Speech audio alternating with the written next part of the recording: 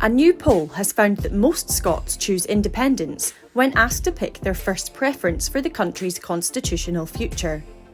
More than 3,000 voters in Scotland aged 16 and over were questioned by pollsters Survation between November the 1st and 15th. In a poll that asked, "Ideally, how do you think Scotland should be governed?" 5 options were presented. Participants could choose between the status quo, having no Scottish Parliament, increased powers for the Scottish Parliament, independence within the EU, or independence out with the EU.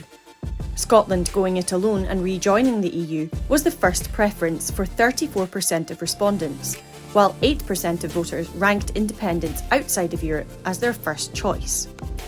Leaving the current situation alone was picked first by 22% of Scots, while 19% chose a Holyrood with more powers.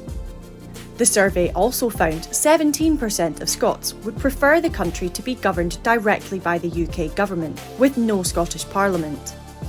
In total, 61% of Scots support some level of greater constitutional change.